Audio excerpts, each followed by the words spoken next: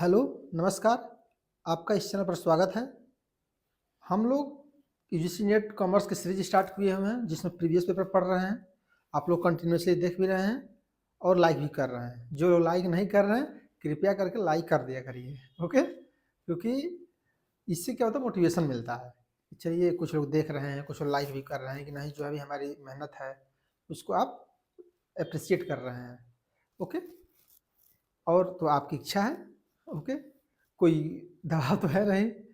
तो यहाँ पर क्या है, हम लोग चलते हैं। आज देखते हैं 2014 का क्वेश्चन, सेकेंड पेपर। देखते हैं क्या क्या क्वेश्चन है और कुछ नई चीज़ों को जानने की कोशिश करते हैं। तो ये क्वेश्चन जो है जून जून जून 2014 का ये क्वेश्चन है, राइट। तो जिसको देखेंगे हम लोग, ओके। तो चलते हैं, फर्स्ट क्वेश्चन स्टार्ट करते हैं। देखते हैं इसमें कौन कौन सी चीज़ें, नई चीज़ें हम लोग को देखने को मिलता है। इसमें फर्स्ट क्या है, there is a accurate storage shortage of electricity in some of the state in India. This reflect the problem in which type of business involvement. यहाँ पूछा जा रहा है कि यदि इंडिया में इलेक्ट्रिसिटी की प्रॉब्लम हो गई है तो ये किस प्रकार की इन्वायरमेंट से डिस्टर्बेंस चल रही है। Economic environment, demographic, political, socio. तो ये क्या है, इकोनॉमिक इन्वायरमेंट की प्रॉब्लम है, राइट। नेक्स्ट चलते हैं। यहाँ पर मैच कराना है इकोनॉमिक लिबरलाइजेशन। जो इकोनॉमिक लिबरलाइजेशन से क्या होता है, इससे इंक्रीज कंपटीशन होता है। कंपटीशन क्या होगा, इंक्रीज कर जाएगा। आउटसोर्सिंग किस में सबसे ज़्यादा होता है, आईटी इनेबल्ड सर्विस में। जो आईटी सेक्टर चीज़ें होती हैं वहाँ पर देखेंगे, वहाँ पर ज़्यादा आउटसोर्सिंग होती है। आउटसोर्सिंग मीन्स कि जो एम्प्लॉय है वो वर्क नहीं करेंगे, बाहर से कुछ लोग हायर कर ले जाएगा किसी काम को लेकर के। जैसे मान लीजिए कोई सॉफ्टवेयर डिजाइन करना है तो बाहर से 10 लोग हायर कर लिए, वो डेवलप कर रहे हैं। कोई मान लीजिए प्रॉब्लम आ गई, उसके बाहर से हायर कर लेंगे, तो that type is outsourcing, right. Corporate frauds क्या है, और सेकेंड जनरेशन रिफॉर्म क्या है, micro economic stability. And corporate reform क्या है, फंड्स एसपीओ, ओके। तो ये दो चीज़ें अंदर, इकोनॉमिक और आउटसोर्सिंग, और सब चीज़ें तो कॉर्पोरेट फंड्स है, SFIU, ओके। तो इससे कोई ज़्यादा इम्पोर्टेंट नहीं है, लेकिन जानते रहिए, राइट। क्योंकि देखिए क्वेश्चन पढ़ रहे हैं तो जो चीज़ें बताने लायक वही बताया जा सकता है। अब अनावश्यक चीज़ों क्या बताया जाएगा, क्योंकि वैसा कोई कॉन्सेप्ट कॉमर्स से कोई कॉन्सेप्ट तो है नहीं वो। नेक्स्ट है, a consumer court set up under the consumer protection act does not have the power to the punish to its contempt. तो निश्चित रूप से सत्य है कि जो कंज्यूमर प्रोटेक्शन एक्ट है वह, नेक्स्ट देख लेते हैं, professional service are outside the private review of the CPA। Consumer court can not force a per inducting in misleading advertisement and confusion equality. यहाँ पर क्या है, कौन सा सही है। तो यहाँ पर क्या है, फर्स्ट कंज्यूमर कोर्ट सेटअप करता है, कंटेम्प्ट नहीं कर सकता किसी को, किसी व्यक्ति को पनिश नहीं कर सकता है, राइट। और सब गलत है। नेक्स्ट है, next BIS, bureau of Indian standard. ये क्या करता है, bureau of Indian standard quality of manufacturing product करता है, राइट। इसकी स्थापना कब हुई थी, 1987, राइट। सर क्या है, कंज्यूमर, इसका फुल फॉर्म क्या है, press council of India, okay. CACP, commission of agriculture cost and price, इसका मतलब ये है, राइट। और सर क्या है, consumer education and research centre, okay, research centre sir का है। तो आप इससे मिला सकते हैं, जैसे BIS सर का है तो क्या करेगा, प्रोडक्ट टेस्टिंग या मिनिमम सपोर्ट प्राइस। तो इस CCP क्या करेगा, सपोर्ट प्राइस। सर क्या हो जाएगा, cooperative product testing, okay. Consumer education, उसकी टेस्ट करेगा, एजुकेशन रिलेटेड से रिलेटेड। तो ये चीज़ें आप समझ गए। सॉरी 1965 में 1965। और इसका काम क्या है, मिनिमम सपोर्ट प्राइस को गाइडलाइन देना। जो एमएसपी सुने होंगे, एमएसपी, उसकी एमएसपी यही डिटरमाइन करती है। और इसके द्वारा क्या होता है, जो केंद्रीय मंत्रिमंडल है, आर्थिक मामलों के मंत्रिमंडल है, उसके द्वारा अप्रूव किया जाता है। राइट, चलते हैं next. Which one of the following is not the silent feature of industrial process since 1991? तो यहाँ पूछा जा रहा है कि 1991 से जो इंडस्ट्रियल पॉलिसी में चेंज आ रहा है या क्या है, इसके संबंध में कैरेक्टरिस्टिक पूछा जा रहा है। Enormous expansion of the private sector, सही है। Redefined the role of public sector, okay. Limited exposure of Indian industry for foreign competition, ये लिमिटेड एक्सपोजर नहीं है, राइट, ये अनलिमिटेड हो गया है। यहाँ पर अनलिमिटेड हो जाता है। Pruning of the list of the items reserved for SSI units, तो ये भी सही है। तो केवल ये है कि लिमिटेड नहीं एक्सपोजर ऑफ इंडियन इंडस्ट्री क्या होगी, ओपन हो चुकी है, तो सभी के लिए हो चुका है। नेक्स्ट है, a partners in a firm is drawing 500 regularly on the 6th of every month, he will have to pay interest the given rate in year 6000 for total period of, कितने पीरियड के लिए। तो मैं बताया था 3 चीज़ें चलती हैं, इसको ध्यान रख रहिए। एक, मान लीजिए कि 1 तारीख को करता है, एक 15 को करता है और एक 30 को करता है। मान लीजिए आसपास 15 के आसपास, 1 के आसपास, 30 के आसपास, महीने में ही 3 कैटेगरी होंगी। तो इसमें 6 मंथ का लगता है, इसमें 5.5 एंड इसमें 6.5। इस बात को याद रख रहिएगा। तो इससे आंसर क्या हो जाएगा, 6 मंथ। मान लीजिए यहाँ पर होता है 1, तो क्या हो जाता है 6.5 वाला हो जाता है। इस तरीके से आप कर सकते हैं, राइट। मध्य में होगा तो 6 मंथ।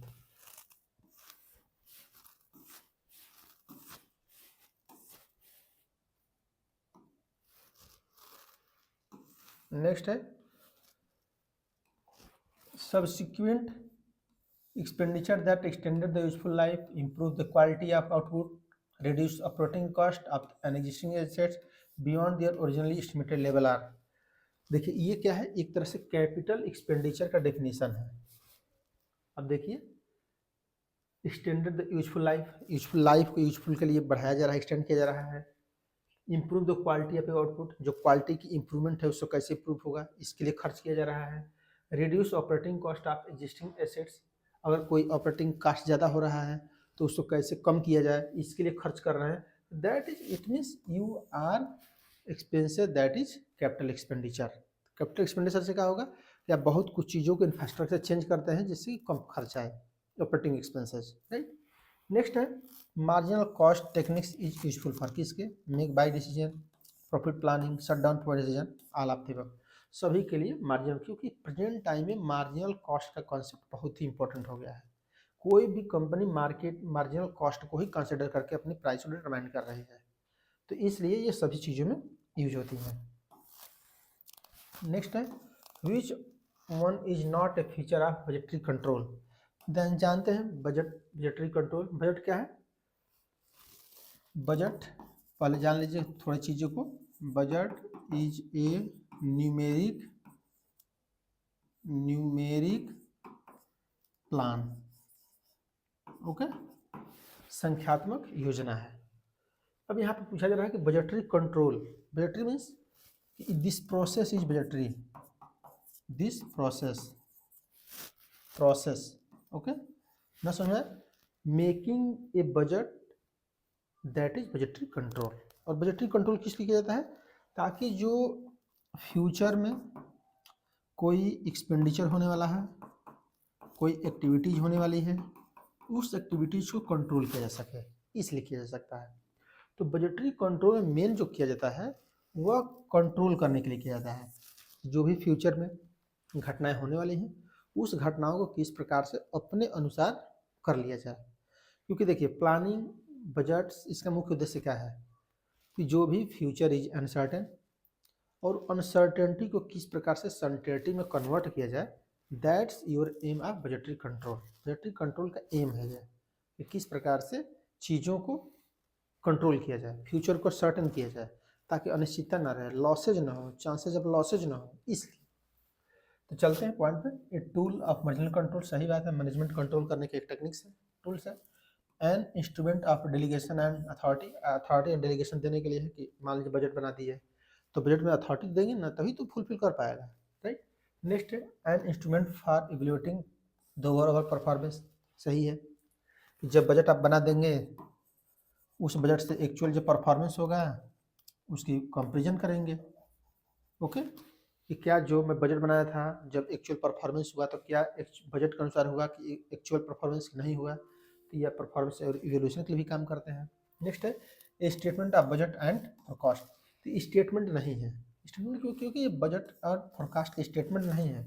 आप बजट क्या स्टेटमेंट है, फोरकास्ट क्या करेंगे, पूर्वानुमान क्या लगेंगे, दैट इज नॉट। ये क्या है, ये कंट्रोल करने की टेक्निक्स है, उसमें बताया जाएगा किस प्रकार से कंट्रोल होंगी। देखिए नेक्स्ट है द डेब्ट equity ratio of A company is 2:1। यहाँ पे बताया जा रहा है डेब्ट इक्विटी रेशियो है, आज जानते हैं डेब्ट इक्विटी रेशियो कैसे होता है। डेब्ट equity ratio equal to total liabilities, okay, divide by equity, okay. इसी को पूछा जा रहा है कि 2:1 है, मीन्स मान लीजिए कि ये 2 है ये 1 है, तो पूछा जा रहा है कि क्या प्रभाव पड़ेगा यदि इशू ऑफ इक्विटी शेयर होगा तो इक्विटी यदि इशू को करेंगे और इससे कम करें होगा तो क्या होगा, इससे रिड्यूस द रेशियो होगा, या आप ये भी लिख सकते हैं दोनों में से कोई एक, क्योंकि जानते हैं दोनों एक चीज़ है तो आप कोई भी लगा सकते हैं जो आपको मिलेगा। Next cash received from debtors, ये डेटर्स हैं, उस डेटर से कैश रिसीव्ड हो रहा है, तो ये क्यों है, क्योंकि जानते हैं कैश भी क्या है, करेंट एसेट्स, डेटर्स क्या है, करंट लाइबिलिटीज, तो करंट एसेट्स करंट लाइबिलिटीज के यहाँ कोई क्वेश्चन ही नहीं है, राइट, इसलिए उसका प्रभाव नहीं पड़ना है। तो नो चेंज इन रेशियो कर देंगे, नो चेंज ये भी हो सकता है ये भी हो सकता है, आप कोई भी लगा सकते हैं, नो प्रॉब्लम। जो मैं बोल रहा हूँ उसको समझिए, ऑप्शन मत देखा करिए ऑप्शन क्या है, देखिए मैं ऑप्शन पे क्यों नहीं ध्यान रखता हूँ, क्योंकि ये ऑप्शन तो आना ही नहीं है ना कभी, तब क्यों परेशान है। ऑप्शन देखो, कुछ लोग ऑप्शन ही देखते रहते हैं, अच्छा इसमें कौन होगा इसमें कौन होगा, ये सब मत देखिए, ये मत देखिए कि एक से सही होगा कौन सा, नो डजेंट इम्पोर्टेंट, इम्पोर्टेंट ये है कि आप कोशिश करिए इस चीज़ों को समझिए ताकि नेक्स्ट टाइम जब आए तो आप उसको सॉल्व कर पाएँ, सभी चीज़ों को देख पाएँ। नेक्स्ट है रिडेम्पशन ऑफ डिबेंचर, और जानते हैं डिबेंचर रिसीव होगा तो यहाँ चेंज हो जाएगा, अगर मान लीजिए कि नो चेंज यहाँ पर किए हैं तो इसको नो चेंज में आ जाएगा, और परचेज गुड एट क्रेडिट अगर उधार परचेज किए हैं तो नो चेंज आ जाएगा, राइट, सॉरी यहाँ एक रेशियो चेंज हो जाएगा एक, अब यहाँ पर ऐसे समझ लीजिए कि इससे रिड्यूस होगा, इससे इससे रिड्यूस होगा, इससे रिड्यूस होगा, ओके, इससे नो चेंज होगा, इससे नो चेंज होगा, ऐसे समझिए, ओके। तो चलते हैं नेक्स्ट क्वेश्चन पे।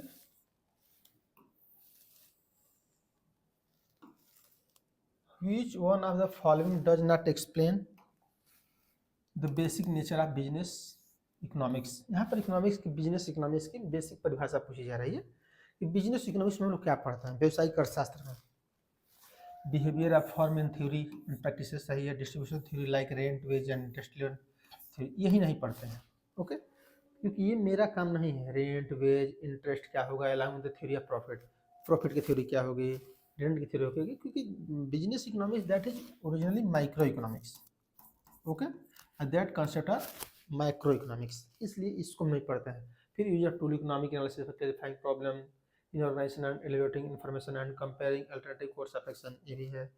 Integration of economic theory with business practices for the purpose of facilitating decision making, तो यहाँ पर पूछा जा रहा है कि हम इंटीग्रेट करते हैं डिसीजन मेकिंग को और बिजनेस की फैसिलिटीज़ को, लेकिन ये जो रेंट और ये सब पढ़ते होंगे रेंट वाले, ये माइक्रो इकोनॉमिक्स नहीं है, बिजनेस इकोनॉमिक्स का टॉपिक नहीं है, ये क्या है माइक्रो इकोनॉमिक्स है, ये होल लेवल पर पढ़ी जाती है कि रेंट की क्या स्थिति है, वेज की क्या स्थिति है, प्रॉफिट की क्या स्थिति है, राइट, कौन सी थ्योरीज हैं इनके लिए, तो इसलिए उसको हम लोग पढ़ते हैं। नेक्स्ट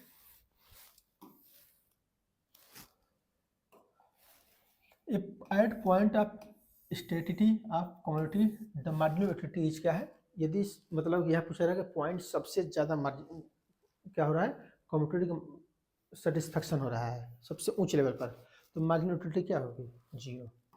ओके, जहाँ पे मार्जिनल यूटिलिटी 0 हो जाती है वहाँ सबसे मैक्सिमम होता है, और जो ही उसके आगे जाएंगे तो ये घटती जाएगी, निगेटिव होती चली जाएगी, राइट। क्योंकि देखिए सब कुछ कॉन्सेप्ट मार्जिनल यूटिलिटी से है, जब मार्जिनल यूटिलिटी बढ़ रही है तो टोटल यूटिलिटी बढ़ेगी, जब मार्जिनल यूटिलिटी 0 हो जाएगी तो टोटल यूटिलिटी सबसे ज़्यादा हो जाएगी, जब मार्जिनल यूटिलिटी घटने लगेगी तो टोटल यूटिलिटी घटने लगेगी, उस मार्जिनल यूटिलिटी के साथ ही होता है, right. A rectangular hyperbola self demand curve on all points has, यहाँ पर देखिए इंपॉर्टेंट क्या है उसको समझ लीजिए। हाइपरबोला क्या होता है, आयताकार अधिप्रवलय। यहाँ पे मैं बताया भी होंगे, ऐसे समझिए, ये है, ये है, ओके। तो यहाँ पे माना जा रहा है कि ये और ये, हालांकि मेरे में नहीं हो पाया है थोड़ा सा, ओके, जिससे इसको एक बार बनाते हैं तब हो सकता है हो जाए, ओके। मान लीजिए कि ये हो गया,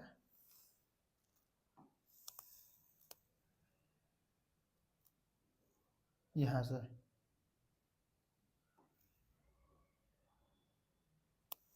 मान लीजिए कि यहाँ से ये हो जाता है ऐसे, ओके। तो ये क्या हो जाता है, ये और ये इक्वल हो जाए, इसी को आयताकार अधिप्रवलय कहा जाता है कि ये आयत बराबर हो जाए, इसी को रेक्टेंगुलर हाइपरबोला कहा जाता है। और ये कब होगा, यूनिट डिमांड के साथ, यूनिट डिमांड या यूनिट इकाई इस समय होगा। तो यहाँ पे देखिए कौन सी यूनिट डिमांड है, इक्वल स्लोप, इक्वल स्लोप तो है नहीं क्योंकि इक्वल स्लोप नहीं है, इक्वल कहाँ स्लोप है, स्लोप तो बहुत तेज है, इसलिए पहला ही गलत हो जाएगा। अनइक्वल स्लोप, चलो अनइक्वल स्लोप तो समझ में आ रहा है, and unequal points elasticity, no, क्योंकि अनइक्वल नहीं होना चाहिए। Unequal slope and equal point elasticity, यहीं पर इक्वल, इकाई के इक्वल, ओके, इसलिए ये सही हो रहा है कि unequal slope of the line होना चाहिए और इकाई क्या होना चाहिए, इक्वल होना चाहिए, इसलिए that option is true, okay. और इसको मैं बेहतर तरीके से बताया हूँ, जब इकोनॉमिक्स की क्लास आप जाकर देखेंगे और चीज़ें और बेहतर तरीके से समझ में आएंगी, राइट। नेक्स्ट है, a perfectly competitive firm is not a price maker but is a price taker. सही बात है, लास्ट क्लास में बताए भी होंगे कि परफेक्ट कंपटीशन में firm and industry both are separate या डिफरेंट, इंडस्ट्री ओके अलग अलग होती है।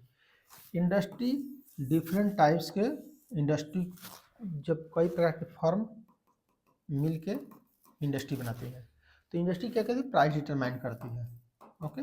और इसको प्राइस पे लेने वाले फर्म होते हैं, राइट। जैसे मान लीजिए कॉटन इंडस्ट्री है, ओके, कॉटन इंडस्ट्री, कपड़ा उद्योग, तो कपड़ा उद्योग में हज़ारों कंपनियां होंगी, तो हज़ारों कंपनी में जो प्राइस निर्धारित किया जाएगा, एक फर्म जो मान लीजिए कि कोई एस है तो एस कंपनी उसको प्राइस को डिटरमाइन करेगी, उसी को ले लेगी, इसी को यहाँ कहा जा रहा है कि टेकर हो जाती है।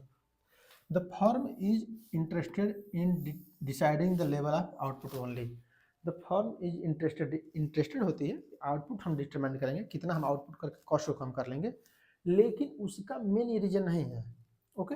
तो इसलिए यहाँ पर जो होगा A is true but R is not a correct explanation of A, right. तो यहाँ पे क्या हो जाएगा, डी ऑप्शन।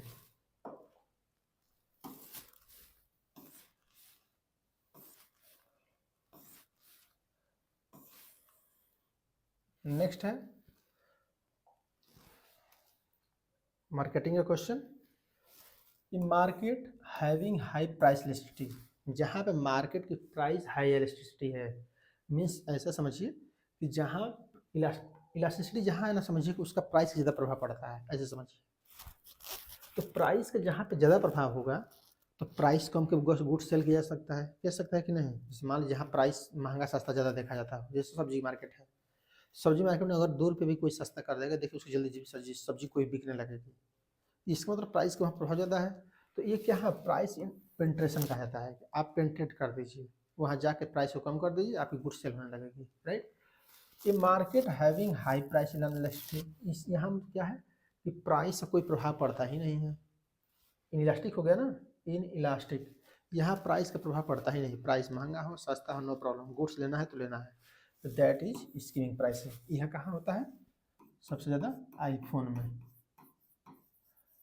आईफोन वाले चाहे जितना के ला दें, तुरंत लोग चले जाते हैं लेने के लिए, तो वहाँ स्कीमिंग प्राइसिंग यूज करती है।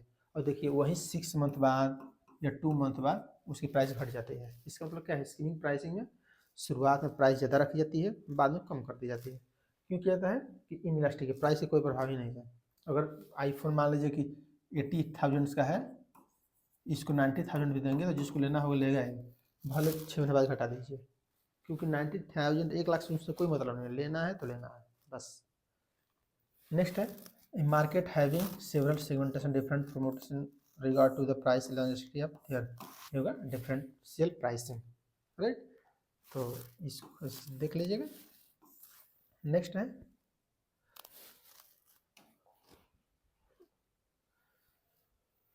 which one of the following option deals with the process of making estimates, prediction and decisions। तो जो स्टैटिस्टिक्स जानते हैं दो तरीके से होती है, descriptive statistics and differential statistics. Descriptive में क्या है? डाटा का एनालिसिस किया जाता है, जिसमें mean, median, mode, standard deviation, correlation, regression, ये सब जो आती हैं, स्क्यूनेस, ये सब क्या है? डिस्क्रिप्टिव स्टैटिस्टिक्स है। डिफरेंशियल स्टैटिस्टिक्स क्या है? एस्टिमेट किया जाता है कि अगर ये है तो इसके आधार पर क्या निकलेगा, जैसे chi square test, T test, Z test, ये सब क्या है? सैम्पलिंग कोई भी टेस्ट यूज करते हैं, इन्फ्लुएंशियल स्टैटिस्टिक्स है। तो यहाँ पर क्या होगा? एस्टिमेट, प्रेडिक्शन एंड डिसीजन लिया जाता है इन्फ्लुएंशियल स्टैटिस्टिक्स में, राइट।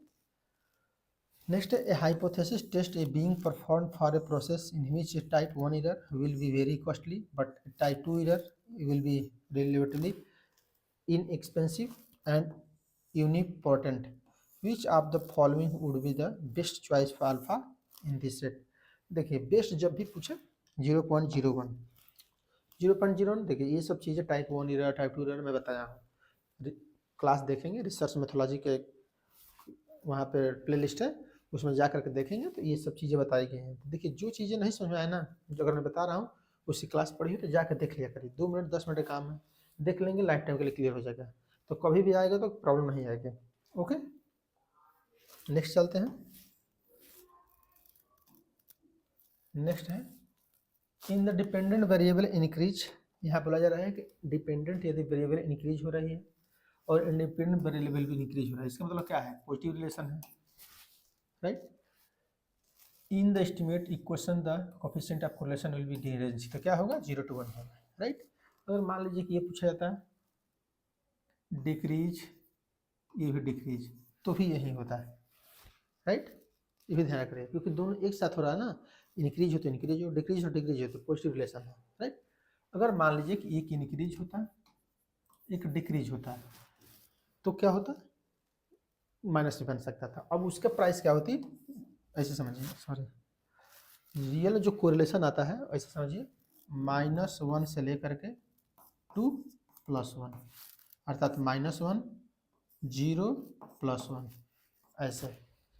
तो पॉजिटिव होगा तो इधर, निगेटिव होगा तो इधर, और जब दोनों चीज़ें होंगी तो इसके तो कुछ कोई ही वैल्यू आएगी रिलेशन में, वो इसी के बीच में वेरी करती है, राइट। इसलिए आपको सही हो रहा है। नेक्स्ट है when there is an evidence of a linear correlation, evidence of a linear correlation between two variables, it may not always mean an independent dependent relationship between the two variables। अभी बता दे रहा हूँ example से, तो क्या कहा जा रहा है ये आपको समझ में आ जाएगा।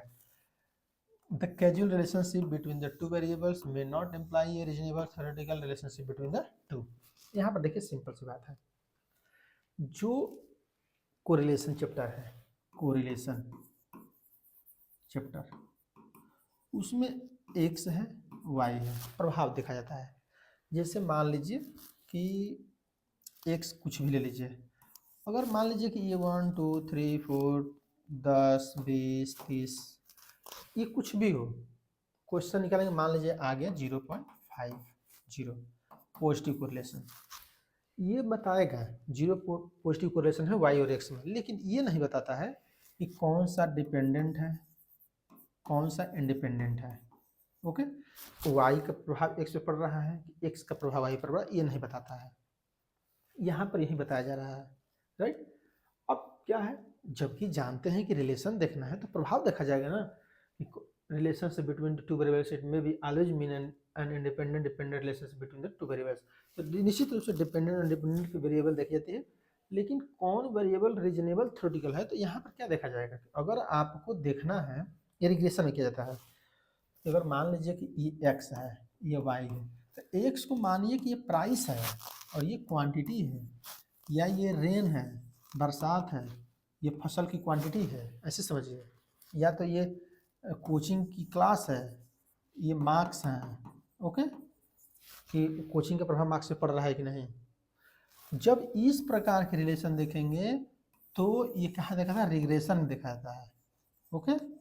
तो ये जो चीज़ें होती है ना, ये दिख दिया है ना, the casual relationship between the two variable not employed, not, okay, क्यों, क्योंकि निश्चित नहीं है, ये रिग्रेशन में होता है, ये कोरिलेशन में नहीं होता है, रिलेशन में देखा जा रहा है, रिलेशन नहीं देखेंगे, रिग्रेशन में देखना है, ओके। तो यहाँ पर क्या समझना है, कोरिलेशन जो बताता है वो ये बताता है कि दो एक्स एंड वाई कोई भी वैल्यू है दुनिया की, मतलब आदमी में पेड़ में क्या अंतर है, आदमी में पानी में क्या अंतर है, कुछ भी ले लीजिए, ओके, तो बता देगा, कुछ ना कुछ बता ही देगा correlation.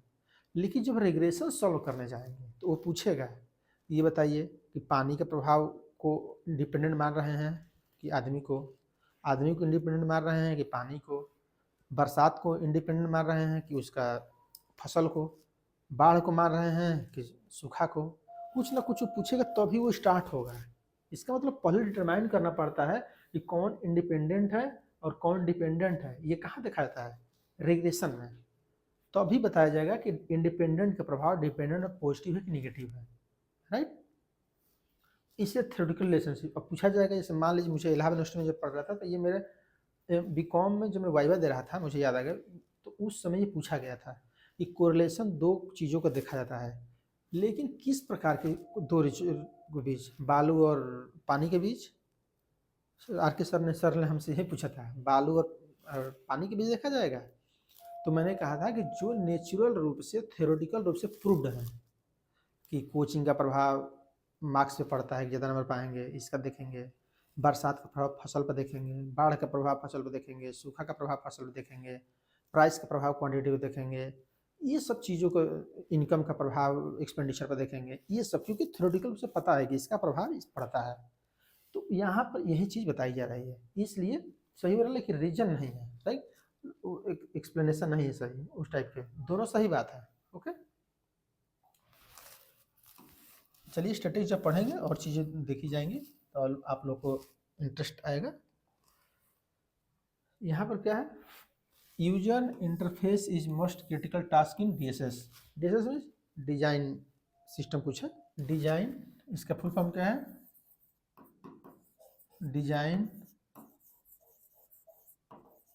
Support system. Design use to be outside customer frequently, outside नहीं इनसाइड, जो कंपनी होती है उनके द्वारा, तो इसलिए ये गलत हो जाएगा। तो A is correct but R is wrong, right. Next है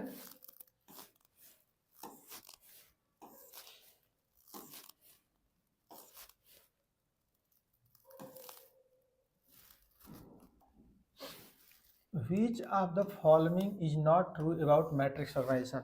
मैट्रिक्स ऑर्गेनाइजेशन में क्या क्या नहीं होता है, तो मैट्रिक्स ऑर्गेनाइजेशन पहले समझिए, मैट्रिक्स ऑर्गेनाइजेशन लास्ट में बताया था, इसको देखिए, it is relatively permanent, it is project manager authority distributed distributed, there is slow information process, ये नहीं है, ओके, नॉट पूछा जा रहा है ना, तो ऐसा नहीं है कि मैट्रिक्स ऑर्गेनाइजेशन में स्लो इंफॉर्मेशन होता है, नहीं, इंफॉर्मेशन करेक्ट होती है, राइट।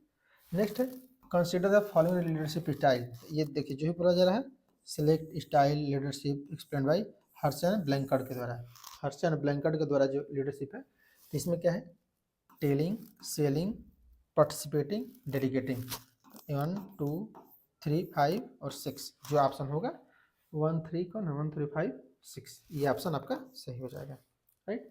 इस तरह से जैसे इसको करेंगे ऐसे डिवाइड होता है, ओके। तो यहाँ पर पहला पर क्या होता है, डेलीगेटिंग, पार्टिसिपेटिंग, सेलिंग, टेलिंग, ऐसे। ओके, इस प्रकार से मैच्योरिटी लेवल पर डिसाइड होता है। जब लीडरशिप पढ़ेंगे थोड़ा सा और चीज़ों को पढ़ेंगे, यहाँ तक रहने दीजिए, लेकिन बस ये याद रखिएगा ऐसे चीज़ें होती हैं। Given below two statement on level assertion and NPG correlation. Okay.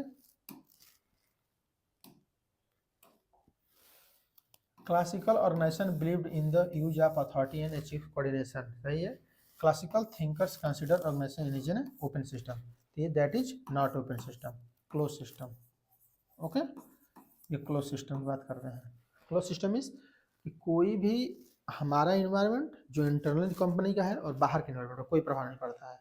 वर्तमान पढ़ रहा है इसलिए बाहर के सब चीज़ें ओपन सिस्टम चल रहा है। लेकिन पहले आप 100 साल पहले बाहर से क्या मतलब है, अपना प्रोडक्शन करिए सेल करिए, प्रोडक्शन करिए सेल करिए। लेकिन अब क्या है, ओपन सिस्टम चल रहा है। आप अपना भी देखिए, सामने वाले बाहरी चीज़ों को देखिए, लॉ क्या है, इकोनॉमिक्स कंडीशन क्या है, हमारे कंप्यूटर्स कौन है, हमारा कस्टमर क्या है, ये सब भी देखना पड़ता है। पहले इसमें नहीं देखा था इसलिए क्लोज था, तो ये गलत हो जाएगा। Right. Next, who has modified Maslow hierarchy level of need ERG theory। ERG theory किसकी है, अल्डरफर की ERG theory है। राइट। तो ये मैं बता चुका हूँ, इसे इसमें ज़्यादा दिमाग नहीं लगाऊंगा। ओके, जो चीज़ें जान चुके हैं उसमें ज़्यादा जानने की क्या जरूरत है। यहाँ पर क्या है, ऑल लेबर्स, यहाँ पर टेलर्स पूछा जा रहा है। ये कब दिया गया था, 1970 में, कि जब दिया जाता है कोई भी वेज तो किस प्रकार दिया जाएगा। All labours should be assigned different amount of work, all labours should be put different time period, those who period above standard should be receive higher wage than those produce below standard. ये सही है। यहाँ main concept क्या है veg system का, कि जब 2-4 labour काम कर रहे हैं तो जो मिनिमम लेबर काम कर रहा है और जो मैक्सिमम लेबर काम कर रहा है, तो मिनिमम वाले से ज़्यादा मजदूरी देना चाहिए जो उससे ज़्यादा काम कर रहा है। वही इस थ्योरी को बताएगा। ये तो नेचुरल चीज़ें हैं, लेकिन उस समय एक अपनी थ्योरी थी। यही तो इंडिया और फॉरेन में अंतर है कि हम लोग सब जानते हैं, ये सब कौन नहीं जानता है कि अगर एक व्यक्ति 10 प्रोडक्शन कर रहा है, एक 20 कर रहा है, तो 10 वाले से 20 को ज़्यादा मिलना चाहिए, सैलरी मिलना चाहिए कि नहीं। लेकिन कोई लिख नहीं पाया इंडिया का। अब लिख दिए टेलर साहब अमेरिका के, उसको हम लोग पढ़ रहे हैं। सोचिए, हम लोग नहीं लिख पाए। ओके, नेक्स्ट क्या है,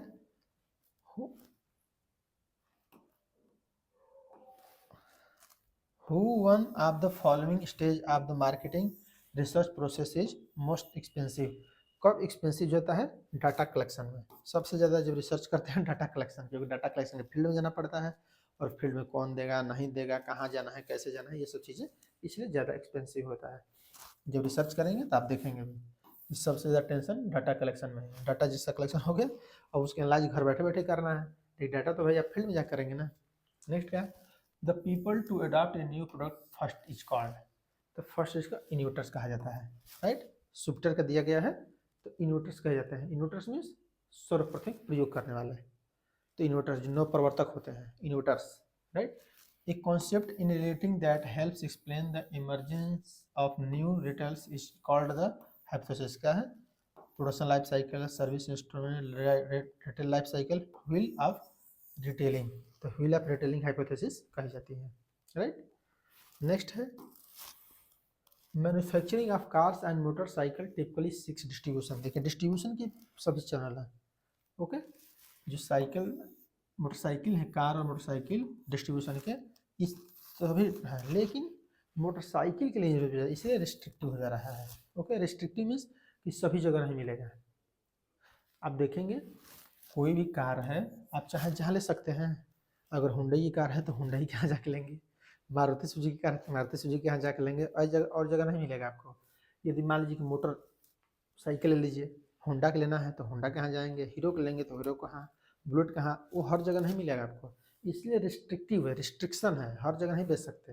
अगर एक डिस्ट्रिक्ट में मान लीजिए कि कोई बुलेट की ओपन हो गई, दूसरा नहीं ओपन होगा, उसी के ब्रांच हो सकता है लेकिन दूसरे को ओपन नहीं कर रहा है। इसका मतलब क्या, रिस्ट्रिक्टिव तरीके से डिस्ट्रीब्यूशन किया जा रहा है, रिस्ट्रिक्शन है। सबको नहीं, आप मांगे तो आपको नहीं कि चलो 10 ले लो तुम भी बेचो, ऐसा नहीं होगा। लेकिन और गुड्स के साथ देखते होंगे, जो मांग लीजिए, मान लीजिए कोई दुकान किया है कुछ भी चीज़ का, तो मांगेंगे मिल जाएगा। जैसे मान लीजिए आप दुकान की सरसों तेल का है, सरसों तेल मैनुफैक्चर से मांगे मिल जाएगा, आटा की दुकान की आटा मिल जाएगा, लेकिन ये नहीं मिलेगा। ये जो उसके एजेंट होंगे उन्हीं को, जैसे गैस ले लीजिए, मान लीजिए गैस बुझ देता है तो गैस एलपीजी मान लीजिए, तो वो भी एक तरह से है, वो भी उसी को मिलता है जो एजेंट होता है, दूसरे को नहीं मिलेगा। आप भी चाहेंगे कि सिलेंडर सेल कर लें, सेल नहीं बना है, राइट। क्योंकि नेक्स्ट क्या है, which method is setting advertising budget is most scientific and logical. कौन साइंटिफिक एंड लॉजिकल बजट है? All you can afford method, मतलब जितना अफोर्ड कर सकते हैं, competitive parity methods, objective and task method. तो यहाँ पर क्या ऑब्जेक्टिव एंड टास्क, आपका ऑब्जेक्ट क्या है और उसका क्या कार्य है उसके आधार पर, राइट। नेक्स्ट है weighted average cost of capital. ये जानते हैं कैपिटल कैलकुलेट करने की एक विधि है, weightage average cost of capital. Should be used A hurdle rate accepting rejecting capital. Hurdle rate क्या है? हर्डल रेट को पहले समझ लीजिए। हर्डल रेट मीन्स कि ऐसा रेट जो कि एक इन्वेस्टर को मिनिमम उतना मिलना चाहिए। जैसे मान लीजिए आप 10 रुपये कहीं जमा करने वाले हैं, तो आपसे पूछा जा सकता है, ये आप इस सोच होगी कि देखिए मिनिमम हमको अगर आप 7% दे देंगे तो हम जमा कर देंगे। इसका मतलब क्या है, यही 7% हर्डल रेट है, राइट। जिसको इन्वेस्टर चाहता है कि मिनिमम इतना मिलना ही चाहिए और जितना मिलेगा that is hurdle rate, right. Next क्या है, it is because by financing in the proportion specified and accepting the project yield more than the weightage required return the firm is able to increase the market price of the stock. तो सही बात है, इसकी market price increase कर सकती है, right. Next है a firm wants know the degree of operating leverage. Operating leverage देखना चाह रही है। ऑपरेटिंग लिवरेज का मैं बताया था, EBIT, earning before interest and tax, EBT, या EBT की जगह पर ये भी लिख सकते हैं चेंज इन सेल्स। ये भी होता है, ऐसा ना सोचिए, लेकिन हम इसको क्यों कर रहे हैं, क्योंकि इस फॉर्मूला का देखते हुए, राइट। तो अब देखिए यहाँ पर क्या होगा, 6000 मान लीजिए है, और डिवाइड क्या कर देंगे, 6000 माइनस 4 यूनिट्स है, तो क्या आ जाएगा 2, ओके। 2000 से हो गया तो कितना आ जाएगा, 6000 मल्टीप्लाई बाई 2000 कितना आ जाएगा 3। इसका ऑप्शन आपका 32 का 3 हो जाएगा। When 2 or more investment proposal are mutually exclusive, ranking the proposal as a basis IRR and PIP method are may be given contrary result। सही बात है, यदि आप कोई भी एक्सक्लूसिव प्रोजेक्ट म्यूचुअली, तो IRP NPV IRR कैलकुलेट करेंगे तो हो सकता है कि कोई कुछ बताए कोई कुछ बताए, ऐसा कोई पॉसिबल हो सकता है। यहाँ बताया जा रहा है रियलिटी सही भी है। The contradictory results in the ranking are due to different dimensions relating to the scale in investment, cash flow pattern and project lives। ये भी सही है उसके अनुसार, क्योंकि ये डिस्टर्ब क्यों होता है, डायमेंशन रिलेटेड स्केल के कारण, ओके। अब यहाँ पे क्या बोला है कि both A and R true, सही है। अब आगे देखते हैं क्या है, A is true but R is a necessary condition but not a sufficient condition. यहाँ बोला जा रहा है कि एक और थोड़ा सा बेहतर तरीके से कि ए आर सही है but R is necessary condition, आवश्यक कंडीशन है, लेकिन सफिशिएंट नहीं है, आवश्यक नहीं कि एकदम इसी कारण से होता है, तो इसलिए बेस्ट ऑप्शन है, इसको आप यूज कर सकते हैं, राइट है, दोनों सही।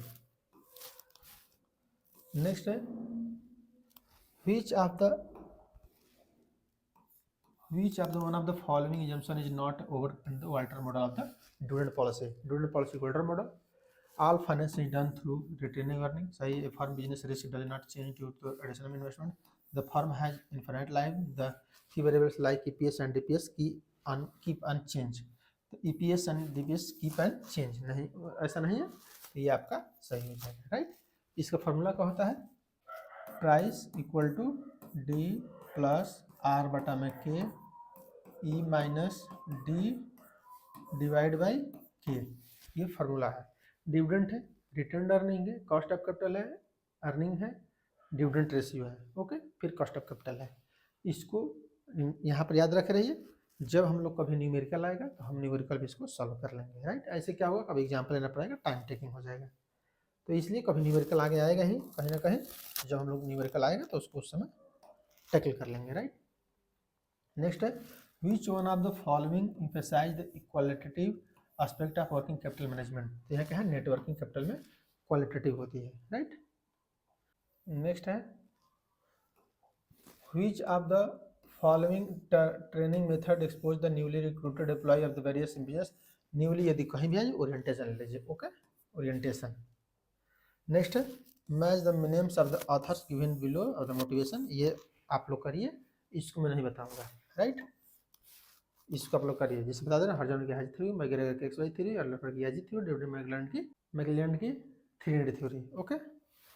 इस प्रकार से आप कर सकते हैं। Who was closely associate with illustration, ये क्या है, बीबी गिरी। बीबी गिरी जो है क्लोजली ये जानते हैं कि हम लोग राष्ट्रपति रह चुके हैं और ये रिलेटेड थे आंदोलन करने से भी। नेक्स्ट है under the trade union act 1926, तो पहले तो याद रखिए ट्रेड यूनियन एक्ट 1926 है, ओके। यहाँ पर बोला how many number member are required for the trade union. Trade union बनाने के लिए कितने मेंबर को होना चाहिए, 7 मेंबर, याद रखिएगा, वो आज भी 7 ही मेंबर है। The idea that manager train to be promoted to level of the incompetence refer to. ये देखिए तीसरी बार आ चुका है। यदि अयोग्यता का स्तर तक लोग का प्रमोशन होने लगता है तो क्या है, ये पीटर प्रिंसिपल है। ये रिपीटेड क्वेश्चन है। Which of the following committees intended a receive of the working the monetary system is India, ये क्या है, सुखमेव चक्रवर्ती कमेटी है, ओके। तो ये तो कमेटी याद रखना पड़ेगा, उसमें कोई वो नहीं है। Next bank rate policy. Bank rate policy क्या है, पुनर्कटौती की दर बताती है। तो जो भी पुनर्कटौती देखिए क्या है, तो यहाँ पर क्या होगा, बैंक पॉलिसी में involve the discounting, credit rationing में involving the sorting of the currency of the bills legal for discounting, variable reserve system is involving the variation of the minimum, variation दिया है ना, वेरिएशन समझ लेना है, right. Open market operation में involve the purchase and sales of securities. तो इस तरह से आप मैच करा सकते हैं, राइट। बस इसको समझ लीजिए, सीधी सी बात है, जो चीज़ें हैं कॉन्सेप्ट समझिए, ये सब हो सकता है चेंज हो जाए। बैंक रेट क्या है, बैंक रेट इज द कोई भी बिल है उसको रीडिस्काउंट कराने के लिए बैंक रेट पर डिस्काउंट होता है, राइट। क्रेडिट राशनिंग क्या होती है, जब आपके पास क्रेडिट राशनिंग क्या बोल देगी कि जब बैंक को गवर्नमेंट जैसे आरबीआई बोल दे, जो डिफरेंट टाइप्स के बैंक्स हैं उनको कि देखिए आप थोड़ा सा इस सेक्टर में या इस सेक्टर में आप लोन कम दीजिए, राइट। तो इसको क्रेडिट राशनिंग कही जाती है, right. Sorting of the currency of the bill eligible for discount, okay, sort कर दीजिए। नेक्स्ट है वेरिएबल रिजर्व रिजर्व। तो वेरिएबल रिजर्व मीन्स कि कितना रिजर्व आपको रखना है उसके संबंध में। और ओपन मार्केट ऑपरेशन मीन्स कि उस जो आरबीआई के पास सिक्योरिटी है, ओके, उस सिक्योरिटी को सेल करें कि परचेज करें। जैसे मान लीजिए कि पूछा जाए कि मार्केट में पैसे की कमी हो गई है और मार्केट में पैसे को बढ़ाना है, इन्फ्लेशन को बढ़ाना है, तो आरबीआई को क्या करना चाहिए, तो क्या करें, मार्केट से सिक्योरिटी परचेज कर ले। तो क्या होगा, जो ही परचेज करेगी तो आरबीआई उसको पैसा दे देगी, मार्केट को प्राइस बढ़ जाएगा, इन्फ्लेशन बढ़ जाएगा, मार्केट में पैसा चला जाएगा। मान लीजिए उसके इन्वर्स भी हो सकता है, यदि गवर्नमेंट को लगे कि नहीं इन्फ्लेशन ज़्यादा हो गया, कम करना है, तो क्या करेगी, सिक्योरिटी सेल करने लगेगी। सेल करेगी तो क्या होगा, लोग परचेज करेंगे तो पैसा चला जाएगा गवर्नमेंट के पास, आरबीआई के पास, उससे कम हो जाएगा। तो यही ओपन मार्केट ऑपरेशन है, राइट। इसी एग्जाम्पल को ध्यान रखेंगे तो आप आगे कभी भी क्वेश्चन आएगा तो आप इजीली सही कर पाएंगे, राइट। यहाँ पर क्या होगा, rural industry programme, Mahila Vikas Nidhi scheme, entrepreneurship development programme, micro credit scheme, meant for various target groups like rural youth, ex servicemen on scheduled caste tribes, okay. इसका मतलब क्या है, माइक्रो क्रेडिट के लिए क्या है, aim to ensuring flow credit in the discount disadvantage section of the society. तो ये क्या है, माइक्रो क्रेडिट, राइट। यहाँ फिर क्या हो जाएगा, next commercial exploitation of local resources. तो क्या हो जाएगा, rural industry programme, right. Next क्या, provide assistance to voluntary organization for benefits of women, women के लिए महिला, ओके। और इंटरप्रेन्योरशिप डेवलपमेंट प्रोग्राम में एक सर्विसमैन, उसके लिए इंटरप्रेन्योरशिप डेवलपमेंट प्रोग्राम चलाया जा रहा है। इस प्रकार से आप क्वेश्चन को सही कर सकते हैं, राइट। नेक्स्ट है अकॉर्डिंग टू एफडीआई पॉलिसी है, उस पॉलिसी के अनुसार वो 2012 आज भी 2024 में भी यही स्थिति है, तो इसलिए कन्फ्यूजन नहीं होना है। 20% of national banks and 20 private sector, यही सही है, राइट। और जो क्वेश्चन है गलत है। बस ये ध्यान रखना है कि 74% में दो चीज़ें हैं। एफडीआई दो तरीके से आती है, इस बात का ध्यान रखिए। अगर आपसे पूछा जाए कि जो फॉरेन डायरेक्ट इन्वेस्टमेंट है वो किस तरह से आता है, दो तरीके से। एक होता है automated route and second is government route. Okay, means government से परमिशन लेना पड़ता है। तो ऑटोमेटेड रूट मीन्स कि आप कर दीजिए, कोई पूछने वाला नहीं है, आप आइए इन्वेस्ट करिए। ओके, तो इसमें 49% है और रेस्ट ऑफ 25% बचा वो है गवर्नमेंट रूट से। ओके, बैंक में, इस बात का ध्यान रखें, मीन्स गवर्नमेंट को पता रहे। 49% पे कोई दिक्कत नहीं है, लेकिन अब उसके ऊपर जा रहे हैं, इसका मालिक बनने जा रहा है ना। अगर मान लीजिए कोई बैंक है, उसका 49% आप इन्वेस्ट कर दिए पैसा, तो अभी तो आप मालिक नहीं हैं उस बैंक का, लेकिन जो ही 49 से 50 होगा तो मालिक हो जाएंगे। तो गवर्नमेंट बताइए कि इसलिए हमको पता रहना चाहिए। अगर 25% रेस्ट आप 25% आप कर रहे हैं, तो 49% आप करते रहिए, 2%, 10%, 50%, सॉरी 49% आप करिए, कोई दिक्कत नहीं है, लेकिन उसके आगे जाएंगे तो प्रॉब्लम हो जाएगी, हमको पता रहना चाहिए, राइट। नेक्स्ट है according to recent guidelines 2000 of the reserve bank of India private, ये सब कोई मतलब नहीं है, इस क्वेश्चन छोड़ दीजिए, उस समय का है। ओके, जो उस समय का है उसको पढ़ने की आवश्यकता नहीं है। International trade theory which provide the capital intensive countries should export labor intensive goods, import capital goods refer to। यहाँ सिंपल सी बात है, समझिए। पहले हिक्सर एहलिन की थ्योरी को समझिए, तो आपको समझ में है। ये आंसर नहीं, आंसर ये है, इस बात को ध्यान रखिए, आंसर ये है, लेकिन इसको पहले समझिए। हिक्सर एहलिन थ्योरी, हिक्सर एहलिन थ्योरी बताती है कि जिस देश में मजदूर ज़्यादा है, एकदम ग्रामीण लेवल भाषा में समझिए, जिस देश में मजदूर ज़्यादा है तो मजदूर से बनी वस्तु निर्यात करेगा। ओके, और जिस देश में पूंजी ज़्यादा है, कैपिटल ज़्यादा है, टेक्नोलॉजी ज़्यादा है, तो टेक्नोलॉजी कैपिटल रिलेटेड गुड्स ज़्यादा एक्सपोर्ट करेगा, दूसरे देश में भेजेगा, बनाएगा वहीं वहीं भेजेगा। ये तो कॉन्सेप्ट क्लियर है, और आप इस बात से सहमत भी होंगे। जिस मान लो चाइना में ज़्यादा लोग हैं, मजदूर ज़्यादा हैं, जो चीज़ें ज़्यादा मजदूर बनाने वाली चीज़ें देखिए वहाँ से जाता है, लेकिन जिसमें टेक्नोलॉजी हाई वाली चीज़ है तो जापान है, अमेरिका है, वहाँ से गुड्स आता है। ये तो सत्य बात है, और ये थ्योरी किसके है, हेक्सर ओइलिन का। लेकिन यहाँ पर देखेंगे तो उल्टी बताई जा रही है, आप पढ़ के फिर से देखिए तो आपको समझ में आएगा। जो बताया वो तो हेक्सर ओइलिन थ्योरी है, अब अपोजिट समझिए।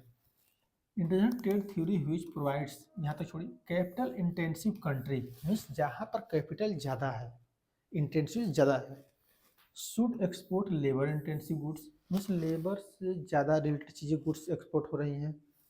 अपोजिट हो गया कि नहीं, मैं क्या बताया, कैपिटल वाले लोग कैपिटल वाला चीज़ ज़्यादा भेजेंगे, लेबर वाला चीज़ लेबर ज़्यादा भेजेंगे, लेबर वाली बनाने वाली वस्तु। लेकिन यहाँ पर अपोजिट बताया जाता है, import capital goods are referred, मतलब इंपोर्ट क्या करता है, कैपिटल गुड्स, ये अपोजिट है। और ये क्या है, लेंटिव प्रोडक्ट्स है, ये अपोजिट है, राइट। तो ये किसका अपोजिट है, इसका, इस बात को ध्यान रख रहिएगा, राइट। नेक्स्ट है which of the following is not a form of economic integration in the context of intra-regional trades। intra-regional trade means ये है अफ्रीकन यूनियन, ये custom union, European union, economic union सब है, लेकिन इंट्रा यूनियन के अंतर्गत African union नहीं आती है, राइट।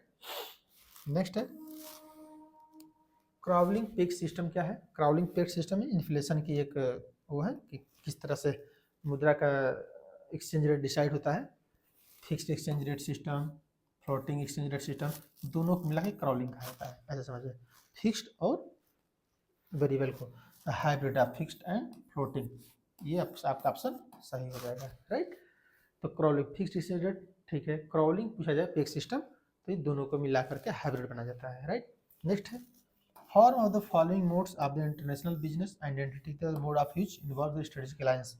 देखिए चारों चीज़ समझ लीजिए क्या क्या चीज़ें हैं। फ्रेंचाइजी क्या होती है कि आप अपनी कोई संस्था एजेंसी खोलते हैं दूसरी जगह, उसको फ्रेंचाइजी कह जाती है। लीजिंग क्या होता है, लीज पर आप कोई चीज़ ले लेते हैं। टर्न की प्रोजेक्ट क्या होता है कि आप दूसरे कंपनी को बुलाते हैं, पूरी कंपनी बनाती है, चाहे ब्रिज बनाती है, यूनिवर्सिटी बनाती है, वो बना करके चली जाती है, आपको चाबी दे करके, लीजिए बन गया हम जा रहे हैं, ओके। और ज्वाइंट वेंचर क्या होता है कि जैसे टाटा है, कोई छोटी कंपनी से ज्वाइंट वेंचर कर ले कि देखिए आप कंपनी चलाइए, हम आपका सपोर्ट करेंगे, मोरली सपोर्ट करेंगे, सब कुछ मार्केटिंग कैसे होगी, ये सब चीज़ें सपोर्ट करेंगे। तो ये ज्वाइंट वेंचर है। तो आप देखिए क्वेश्चन पढ़िए तो समझ में आएगा। From the following modes of interaction business identity the mode which involves strategic alliance. तो स्ट्रेटेजिक अलायंस किसके साथ होता है? ज्वाइंट वेंचर के साथ। कि कुछ भी प्रॉब्लम आएगी, जिसके साथ ज्वाइंट वेंचर किए हैं वो आपकी प्रॉब्लम को सॉर्ट आउट करेगा, हैंडल करेगा। राइट, नेक्स्ट चलते हैं, लास्ट क्वेश्चन आज का देखते हैं। Which of the following expansion amount of the import restriction measures. तो कौन कौन से एक्सपोर्ट को इंपोर्ट को रिस्ट्रिक्ट करते हैं, आयात को, ओके, कि आयात रुक जाए। इसमें क्या है? Currency control, establishment of efficient tariff cuts, imposition of tariff, imposition of non tariff barriers. तो यहाँ पर क्या है? तो यहाँ पे क्या हो जाएगा? फर्स्ट पे currency control, imposition of tariff, imposition of non tariff barriers. दोनों चीज़ें कर देंगे तो ये आपका इम्पोर्ट्स कम हो जाएगा, रिस्ट्रिक्ट हो जाएगा। राइट, अब टैरिफ क्या होती है? कोई भी प्रशुल्क निर्धारित करना ताकि गुड्स महंगी हो जाए। ओके, नॉन टैरिफ बैरियर्स भी होते हैं, डिफरेंट बैरियर्स, जो कि आगे कभी आएगा तो हम लोग पढ़ेंगे। राइट, तो ये आज हम लोग पढ़े क्वेश्चन 2014 जून का है। ओके, तो आई थिंक आपकी क्लास पसंद आई होगी। यदि ये क्लास पसंद आई हो तो लाइक करिए, शेयर करिए, सब्सक्राइब करिए। राइट, तो यहाँ पर क्लास को समाप्त करते हैं। Thank you for watching. जय हिंद, जय भारत।